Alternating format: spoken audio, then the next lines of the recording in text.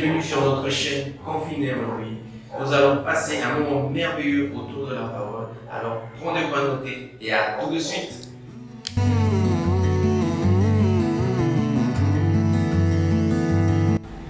Dans l'étude de ce premier chapitre, c'est le verset 13 qui m'a marqué, où il est écrit « Ne crains point Zacharie, car ta prière a été exaucée.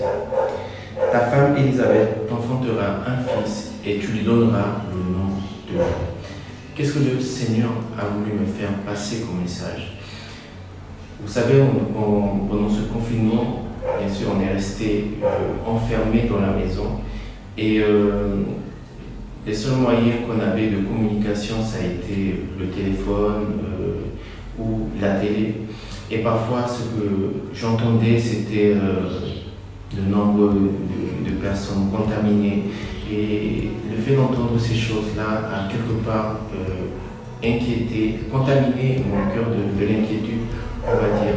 Et ce que le Seigneur voulait me faire comprendre à travers ce verset, c'est que je ne devais pas être inquiet, me contaminer justement de cette inquiétude-là, mais le Seigneur veut que je reste concentré dans sa parole, concentré dans ses promesses, que je me focalise dans ses promesses qu'il a pour moi et aussi pour toi. Parce que le Seigneur, lui, il ne connaît pas de confinement, il n'y a pas de couvre-feu, et son amour et sa main d'amour est toujours là pour agir sur notre vie.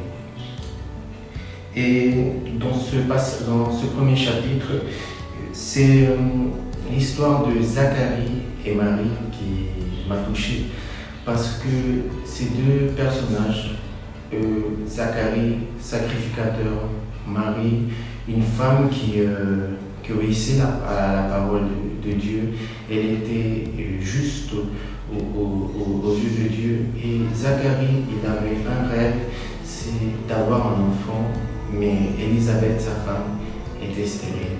Et c'est pendant le service que Dieu a répondu à Zacharie en envoyant un ange lui annoncer qu'il va être papa. Et aussi, il lui a même donné le nom de son fils, Jean, qui deviendra par la suite Jean le Baptiste. Et ce que j'ai compris à travers cette partie-là, c'est que nous devons continuer à persévérer et ne pas se laisser contaminer par les choses qu'on entend autour de nous. Et pour Marie, elle était jeune fiancée, et peut-être que pendant ce temps-là, elle était en train de préparer, son mariage. Et c'est là où l'ange Gabriel, pas n'importe qui, l'ange Gabriel vient lui annoncer cette incroyable nouvelle pour lui dire qu'elle va enfanter notre Rédempteur. Quelles sont des actions, la décision que j'ai prise après cet enseignement, c'est de persévérer encore plus dans la parole, chercher encore plus sa présence, pas seulement la méditer, mais aussi la mettre en pratique. Et c'est pour cela que j'ai pris aussi la décision de annoncer, partager la parole de Dieu, cette bonne nouvelle, d'une autre façon, comme on le fait aujourd'hui à travers YouTube. Et pour conclure, j'aimerais finir par une prière. Je t'invite juste à poser une main sur ton cœur.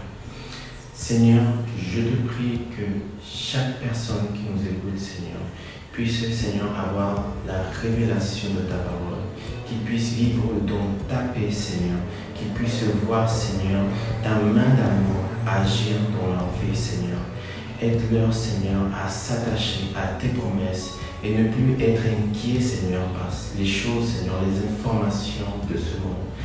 Père, je te l'ai prié au nom de Jésus. Amen et Amen. Si ce message t'a touché, je t'invite à t'abonner et nous suivre et aussi à le partager autour de toi. Alors je te dis à très bientôt.